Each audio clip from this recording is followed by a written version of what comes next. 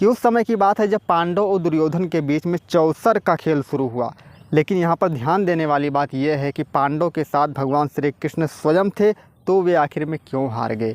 इस प्रश्न के जिज्ञासु बहुत सारे लोग होंगे। इस वीडियो में जानने का प्रयास करेंगे कि आखिर ऐसा क्या कारण, ऐसी कौन सी स्थिति बन गई जिसके कारण पांडव को हारना पड़ा। तो बिना किसी देरी के इस वीडियो को शुरुआत करते हैं। नमस्कार दोस्तों, मेरा नाम प्रेम नारायण सिंह, स्वागत है आप सभी का अपने यूट्यूब चैनल पर। ज़्यादा घुमा फिरा कर बात नहीं बताऊँगा, डायरेक्ट मुद्दे वाली बात मैं इस वीडियो में आपको बताऊँगा। जब खेल शुरू होने वाला था पांडव दुर्योधन के बीच में, पांडव के साथ भगवान श्री कृष्ण भी थे, जा रहे थे उनके महल में। तो जैसे ही द्वार पर पहुँचे तो वहाँ पर पांडव ने भगवान श्री कृष्ण से कहा कि आप यहीं ठहरिए, मैं जाकर अंदर जब आपको बुलाऊंगा तब आप आ जाना, ठीक है। भगवान श्री कृष्ण ने कहा चलो ठीक है। उनकी बात मानकर वहीं पर वो बैठ गए।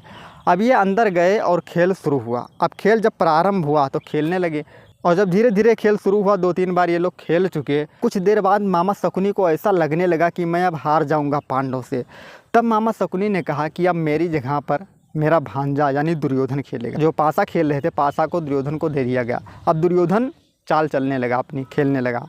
लेकिन पांडव अब भी खेले जा रहे थे। अब धीरे धीरे क्या हुआ कि पांडव हारने लगे।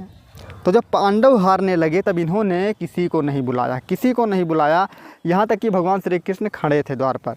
अब भगवान श्री कृष्ण को लग रहा था कि अभी ये पांडव मुझको बुलाएंगे, लेकिन पांडव खेलते गए। एक समय ऐसा आया जब ये धीरे धीरे हारने लगे। सब कुछ हारने के बाद ये द्रौपदी को भी हारने लगे। तब भी पांडव भगवान श्री कृष्ण को आवाज़ नहीं लगाया कि आप अंदर आ जाइए। भगवान श्री कृष्ण द्वार पर बैठे थे, वो खड़े हो गए थे कि अब ये मुझको बुलाएगा और मैं अंदर प्रवेश करूंगा और इसकी जगह मैं खेलूंगा। भगवान को ये विश्वास था कि जब मामा शकुनी ने कहा था मेरी जगह दुर्योधन खेलेगा, तब भगवान को विश्वास था कि ये पांडव कहेंगे कि अब मेरी जगह भगवान श्री कृष्ण खेलेंगे। लेकिन ऐसा नहीं किया, पांडव ने ऐसा नहीं किया। धीरे धीरे सब हारते चले गए, द्रौपदी को भी हार गए। और यही छोटा सा कारण था जिसकी वजह से महाभारत तक हो गया, क्योंकि सब कुछ हार चुके थे।